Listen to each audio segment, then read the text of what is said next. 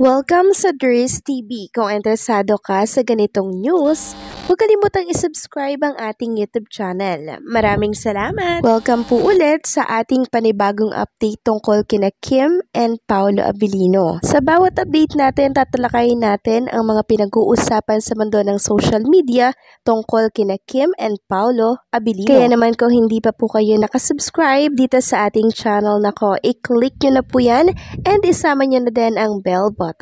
So, ayan, welcome back again sa ating YouTube channel mga ka-Kimpaw. And sa update natin ito, ang pag-uusapan natin ay tungkol sa mga importanteng ganap na naman kina Kim and syempre kay Paolo Abilino. Pero bago po ang lahat, maraming salamat sa patuloy po na pagsuporta dito sa ating channel. And ngayon, basahin natin yung mga napili nating komento. Patungkol po yan sa naging previous update natin. So, unang komento mula po ito kay Ginang Norma Cole. Sabi niya, salamat sa mga positive news. Alam mo, iyak ako ng iyak dahil sa mga negative. Harap ako sa altar na nagdarasal at wag sanang gawa ng maling pagtingin nila kay Bella. Siya ang good friend ni Kim. Alam kong mahal ni Paolo si Kim, gayon din si Kim. God bless you both. Then, nag-reply po kay Ma'am Norma Cole si Ma'am Lenny Maglenti. Sabi niya, don't worry, walang mangyayaring agawan ng BF. Dissenting babae si Bella at walang history si Bella na relationship wrecker. Remember, yung naglaro si Bella, Kim at Angge ng jojowain or totropahin. Matagal na yon at wala pa atang linlang. Sa pick ni Paolo, ang sagot ni Kim, jojowain at ang sagot ni Bella ay totropahin. So maraming salamat sa pagsagot, Ma'am Lenny Maglenti, dito po kay Ma'am Norma Cole. So wag po kayong mag-alala, Ma'am Norma Cole, and syempre, iwasan natin yung mga negative na mga news. Kasi alam naman natin na hindi po ganyan si Bella Padilla. Okay, wag tayong magpaka-stress sa mga ganyan. Kasi alam naman natin na si Bella since 2017 po ay kaibigan niya ni Chinita Princess. Walang mangyayaring agawan mga kakimpaw, ha? Yun ay mga komento lang po ng ilang mga hindi po panatag. Yun bang mababaw yung pagkakakilala po kay Bella and sa friendship and relationship nila ni Chinita Princess. Okay? Wag po kayong magpaka-stress, wag niyong isipin yung mga ganyan. Relax lang tayo and syempre, good vibes, okay? Wag na po kayong iiyak. And kung may problema man po kayo, ilapit nyo lang po yan kay God. Okay? Pero pag yung mga tungkol sa Kimpaw, yung mga negative issue, wag nyo na pong problemahin yan. Kami na po ang bahala dito. Basta tayo, panatag na may Kim and Paolo hanggang sa dulo, okay? So maraming salamat po sa mga komento ninyo. God bless and mag-iingat kayo palagi. At ang pangalawang komento naman ay mula po kay Bing Barros.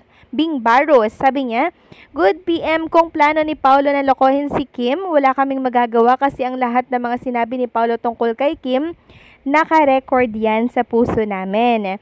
Kung sakali man na talagang panloloko lang ang gawin niya para kay Kim, may karma naman dyan. Kasi iba si Kim pag mahal.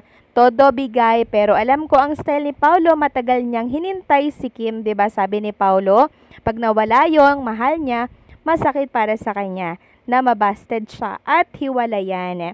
Nasaktan na siya, kaya ayaw niyang maulit muli na nasaktan ang puso niya. Yang si Paolo siguro naman hindi niya kayang lokohin si Kim. Alam ko na mahal mo si Kimi. God bless you, Kim Pao. So maraming salamat sa komento, Bing Barus. Tama po, no? 100% na tumpak itong naging komento po ninyo. Hindi sasayangin ni Paolo Abilino yung pag-aantay niya ng sobrang tagal, higit sa isang dekada kay Chinita Princess, tapos sasayangin niya lang yung pagkakataon na yon? No way mga kakimpaw. No, wag po tayong mag-isip ng mga negativity tungkol kay Kim and Paolo Abilino at maging kay Bella Padilla. Dahil si Bella Padilla po, sobrang bait niyan. Wala akong masabi sa BFF or Becky nitong si Chinita Princess. Maging si Angge, nako mga kakimpaw, sobrang babait po nila kay Kim Chu at ganun din si Kim sa kanila. And si Paolo Abilino din mga kakimpaw, for sure, love na love niya talaga si Chinita Princess. Kitang-kita ko na seryoso talaga siya sa kanyang nararamdaman. Kaya wag po tayong mangamba, 'di ba? Na baka lokohin ni Paula si Kim, hindi po 'yun mangyayari, okay? Napakatinong lalaki ng isang Paulo Abilino, and syempre marunong po siyang magpahalaga ng nararamdaman ng isang tao. So maraming salamat sa komento po ninyo. God bless, and mag-iingat po kayo palagi. So ayun na nga, mag-proceed na tayo sa mga update natin sa gabing ito. Andunahin na nga nating pag-usapan ng tungkol nga dito sa nakakaiyak po na mensahe ni Bella Padilla na binitawan niya po for Chinita Princess. Sabi nga po dito ni Bella, she might think that I flew and drove all this way to make her feel good, but days like this and seeing that she's doing well makes me feel 100% better too. The Taurians in us make us so strong that we refuse to say anything until we resolve everything on our own. But by now, I think I can read Kim like a book, and she doesn't need to tell me anymore when I should show up. The same way, I didn't need to ask her to come and hang out with me in Zurich when my dad passed away. We didn't talk about his passing. We just had a great day doing things that I think he would have loved too. You're one of my smartest, strongest friends, Kim. No one needs to tell you what to do because you have such a strong moral compass. I know that things can get hard sometimes. The world keeps toughening us up, but I will always remind you that our softness is what carries us through everything. I hope you get a few days to rest and breath after this cycle of taping. Always proud of you, Kimi, as I will keep on saying anytime, anywhere. So nakakaiyak yung kanyang mensahe for Chinita Princess, mga kakimpaw. Si lablalab po ni Bella Padilla, si Kim Chu, and parang sister na po yung relationship nila. Maging ako naiiyak din kasi sobrang sweet nilang dalawa. And alam niyo po, mga kakimpaw, may reply po dyan si Chinita Princess. Sabi niya, "Thank you, moms. Never imagine na sobrang busy mo. You go this far." Grabe, gulat talaga ako. Thank you. We're so twins na kahit walang sinasabi, we can already feel each other. That's our friendship may be low-key, but it's pure quality. Thank you for being above and beyond, for flying to Cebu just for me. I wish I could give back every bit of time and effort you've given.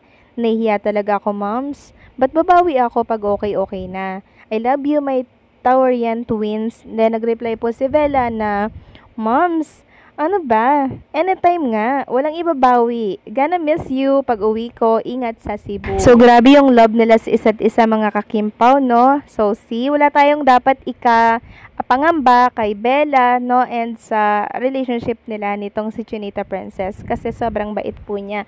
At alam nyo ba, mga kakimpaw, nakita ko po yung video ni Chinita Princess. Gulat na gulat po nang dumating itong si Bella Padilla. Hindi talaga niya alam na pupunta po talaga si Bella dito sa Cebu para po bisitahin si Kim Chu. Alam nyo po, naiyak talaga ng sobra si Kim. Ayan po, ipapakita ko po sa inyo, mga kakimpaw, na talaga namang for the punas ng luha si Chinita Princess. And habang pinapanood ko nga po ang video na to, parang ang nakikita ko po, totoong mag-sister, totoong magkadugo. Ganun yung nararamdaman ko sa relationship nila. Nakakatuwa, no?